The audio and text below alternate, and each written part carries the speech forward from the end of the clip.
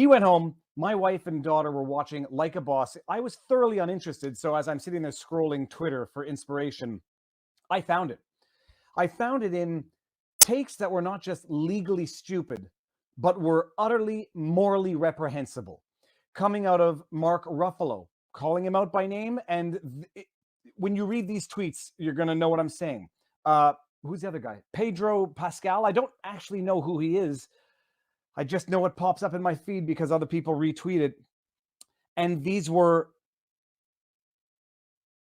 let me just see here. Viva, we love you so much. Keep being a fact checker to these, the blue check mark people. One day I might get a blue check mark, and it will only be to dilute the stupidity of the blue check marks out there. These people out there mourning the loss.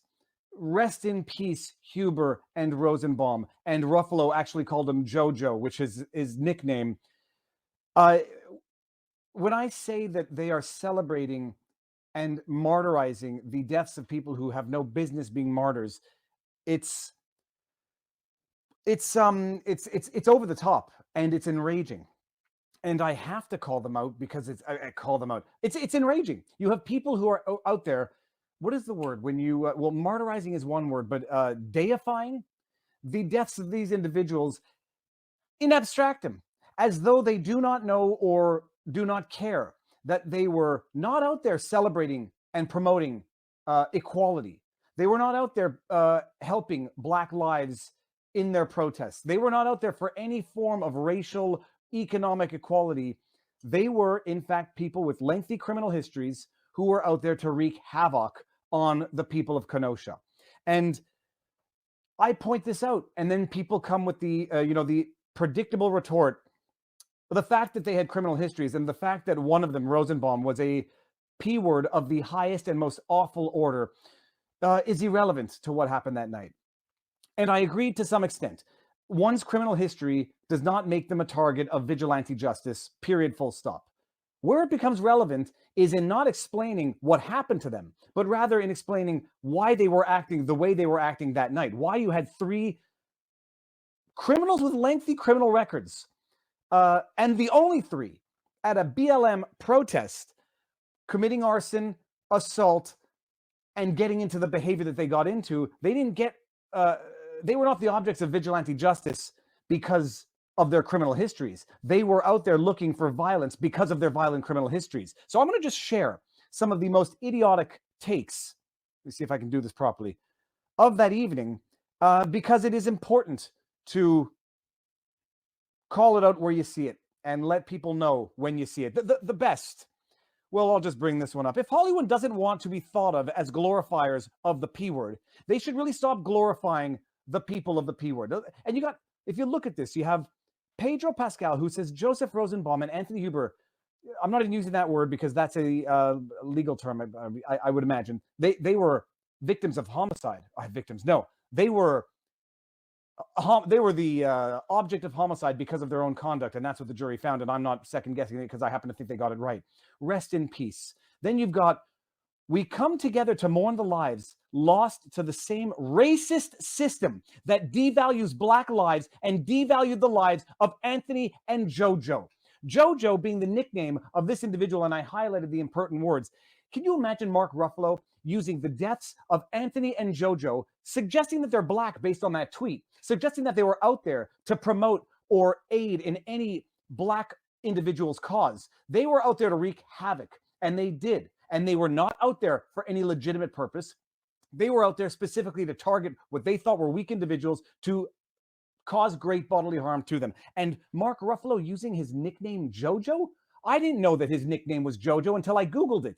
And then you got, Alyssa Milano, the best, Ruffin, what's her name? Amber M. Ruffin, who had a 2-minute monologue on the verdict.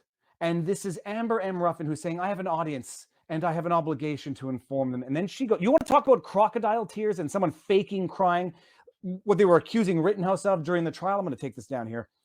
You want to know crocodile tears? You look at Amber M. Ruffin's opening monologue, and you're going to see insincerity at its finest. And they are taking these 2 individuals and trying to martyrize them as though they were out there to promote equality. And The Independent wrongly claiming that the 3 individuals shot by Rittenhouse were black, and then they correct it. But even in their correction, they leave it ambiguous as though there were 3 individuals shot at a Black Lives Matter protest, which would lead many people to conclude that they were black because the way they phrase it. And then you have, who is that guy? The governor of Illinois. Hurling the cigar barns. How goes the battle? Not guilty. All counts. And let me, I'm going to sip from Joy Reid's tears right here. It tastes. I mentioned it, and it's an interesting question. You were emotionally invested in this yes, in a way that might have been unique. Hypothetically, had you been lead counsel, would that emotional attachment have compromised, or would that have affected your ability to remain, I won't say objective, but to remain professional in the file? Have you ever had I that wouldn't have been objective. I would have been a partisan advocate. But in my experience as a lawyer, being passionately committed to your client and caring about your client makes you a much better lawyer. I agree with Robert Gruler on that. Robert Gruler was critical at times the defense didn't communicate their empathy and support and compassion for Kyle in demonstrative ways in the courtroom. And I think that's a function of just being a defense lawyer a long time.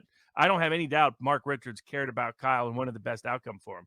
But when you do too much defense work, you can become hardened. And the hard part of caring about your cases is not that helps your client almost invariably, universally. It makes your own life more difficult.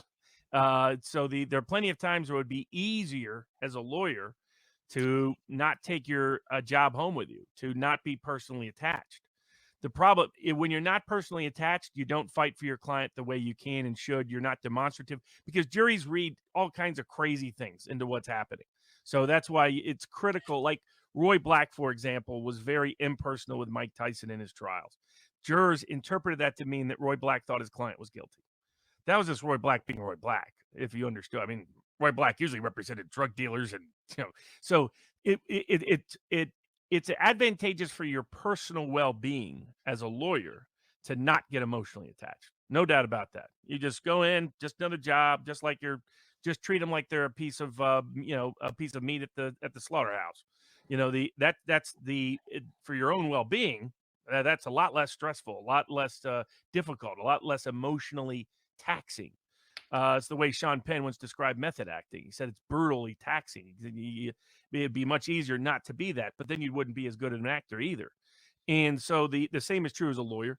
So there are times when I've thought, could I find a way to disassociate from a case or a cause or a client?